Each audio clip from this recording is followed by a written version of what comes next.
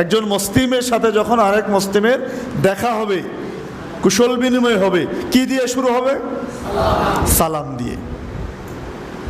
কিন্তু আমরা এই সালামটা প্রচলন এখন আমরা ধীরে ধীরে আমরা ওয়েস্টার্ন কালচারকে গ্রহণ করতে গিয়ে সালামটাকে যেন বাদ দেওয়ার উপক্রম। বন্ধুর সাথে যখন দেখা হয় বন্ধুকে হাই বলে দিল, যখন বিদায় হচ্ছে বাই বাই বলে দিল, বলছে না? কি বলে কি না? কিন্তু ইসলামিক রীতি রাসূলের আদর্শ হলো সাক্ষাতে পরস্পর মুসলিম কি দিবে?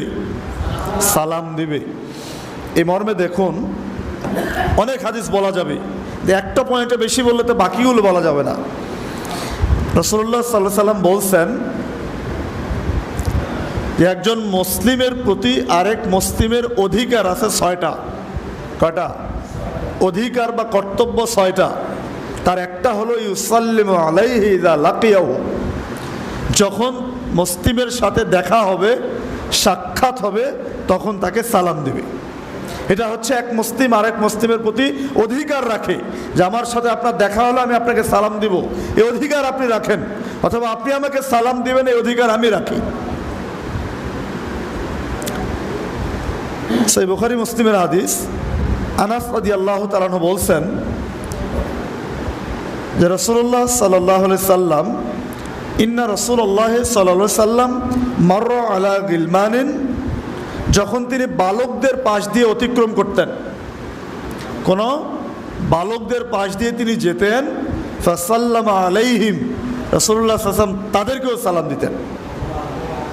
গুরুত্বটা বুঝলেন? পৃথিবীর সর্বশ্রেষ্ঠ মানুষ, সর্বশ্রেষ্ঠ নবী এবং রাসূল, তিনি যখন গমন করতেন কিছু বালকদের নিকট, বয়োজ্যেষ্ঠ ব্যক্তিরা না, কিছু বালক যুবক শ্রেণীর, তাদের পাশ দিয়ে গেলেও ফাসাল্লামা আলাইহিম, রাসূলুল্লাহ সাল্লাল্লাহু আলাইহি ওয়াসাল্লাম তাদেরকে সালাম দিতেন। তাহলে সালামটা কত গুরুত্বপূর্ণ। ঠিক একই মর্মে দেখেন আনাস রাদিয়াল্লাহু তাআলা আনহু অন্য হাদিসে বলছেন যে নবী করিম সাল্লাল্লাহু আলাইহি ওয়াসাল্লাম আনসারদের সাথে সাক্ষাৎ করতেন। আনসার বোঝেন? আন্নান নবী সাল্লাল্লাহু আলাইহি ওয়াসাল্লাম কানা ইয়াজুরুল আনসার, যারা মক্কা থেকে মদিনায় হিজরত করেছিলেন আল্লাহ রাসূলের সাথে, তাদেরকে বলা হয় মুহাজির। আর মদিনার স্থানীয় যারা যারা আল্লাহ রাসূল হিজরত করে আসার পরে তাকে এবং তার সাহাবায়ে কেরামকে সাহায্য করেছিলেন, সহযোগিতা করেছিলেন, তাদেরকে বলা হয় আনসার।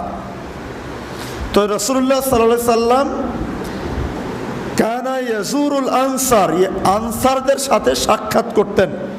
ওয়া ইউসাল্লিমু আলা সিবয়ানিহিম ওয়া ইয়ামসাহু বিরুউসিহিম, এবং তাদের বালকদেরকে, যুবকদেরকে রাসূলুল্লাহ সাল্লাল্লাহু আলাইহি ওয়াসাল্লাম সালাম দিতেন এবং তাদের মাথায় তিনি হাত বুলিয়ে দিতেন। এই হাদিসটাও ইবনে হিব্বানে পাবেন 459। তাহলে এই হাদিসেও আল্লাহ রাসূল সাল্লাল্লাহু আলাইহি ওয়াসাল্লাম মদিনায় গিয়ে আনসারদের বালকদেরকেও তিনি সালাম দিতেন। আব্দুল্লাহ ইবনে আমর রাদিয়াল্লাহু তাআলা বলছেন যে রাসূলুল্লাহ সাল্লাল্লাহু আলাইহি ওয়াসাল্লামকে জনৈক ব্যক্তি জিজ্ঞেস করলেন, আইয়ুল ইসলামে খায়রুন, ইসলামের মধ্যে উত্তম কাজ কি? মন চায় না আমাদের জানতে ইসলামের মধ্যে কোনটা উত্তম? সাহাবায়ে কেরাম তাকে জিজ্ঞেস করেছেন, তখন তিনি জবাব দিচ্ছেন তুতইমুত তাআম। দুটো বিষয় বলছেন। এক নাম্বার, ক্ষুধার্ত ব্যক্তিকে খাদ্য দান করা, এটা ইসলামে উত্তম কাজ। যে ব্যক্তি অভুক্ত, ক্ষুধার্ত, খাদ্য নেই, আসলে এরকম, তাকে আপনি যদি খাদ্য দান করেন, সহযোগিতা করেন, এটা ইসলামে একটা উত্তম কাজ। 2 নম্বরে তিনি বলছেন ওয়া তাকরাউস সালামা আলা মান আরাফতা ওয়া মান লাম তারিফ, তুমি যাকে চেনো, তুমি যাকে চেনো না, পরিচিত অপরিচিত সবাইকে সালাম দেওয়া, এটা ইসলামে একটা উত্তম কাজ। হাদিস সহিহ বুখারী মুসলিম 4629 মিশকাতুল মাসাবিতে পাবেন। তাহলে দুটো ইসলামের উত্তম কাজ এই হাদিসে পাওয়া গেল। তার 2 নম্বরটা কি ভুলে গেলেন?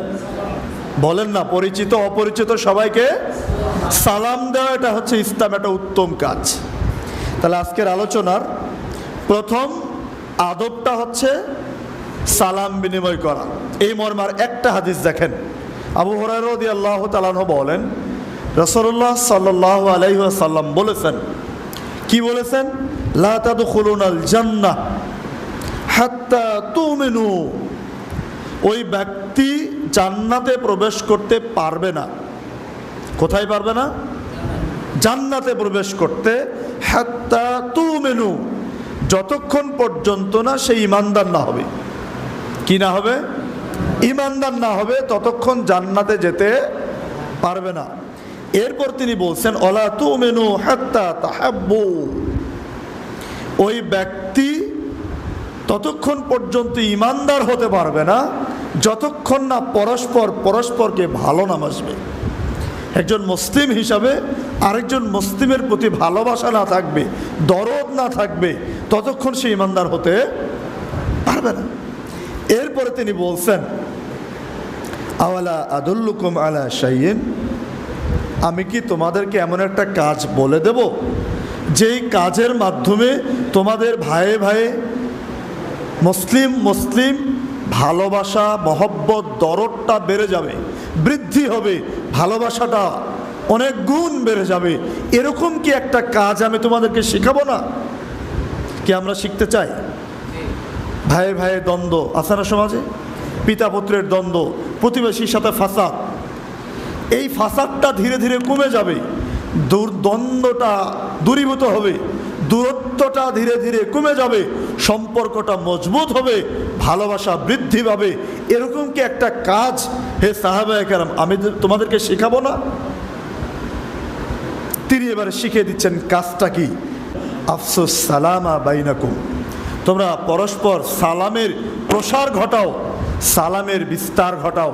যত বেশি পরস্পর সালাম বিনিময় করবে, তোমাদের ভাইয়ে ভাইয়ে মুসলিম পরস্পর মহব্বতটা তত বৃদ্ধিপ্রাপ্ত হবে। সুবহানাল্লাহ, কি চমৎকার একটা বিধান। কিন্তু আমরা বন্ধুর সাথে দেখা হলো, চলে যাচ্ছে, এবারে টাটা দিয়ে দিলাম। এখন ছোট্ট বাচ্চাকে এইটা আমরা শিখাচ্ছি না? স্মার্ট সাজতে গিয়ে, আধুনিক সাজতে গিয়ে, সমাজে ভদ্র সাজতে গিয়ে সন্তানকে শিখাচ্ছি যে বাবা তোমার চাচ্চুকে টাটা দাও। ওর বাচ্চার মুখে সালাম নাই, বাচ্চা সুন্দর করে হাত নাড়িয়ে টাটা দিচ্ছে, তাই না? বাই বাই দিচ্ছে। এটা ইসলামিক সংস্কৃতি নয়, বরং ইসলামিক সংস্কৃতি হচ্ছে, ইসলামিক আদব হচ্ছে, ইসলামিক শিষ্টাচার হচ্ছে মুসলিম পরস্পরে সাক্ষাতে কি দিবে? সালাম বিনিময় করবে।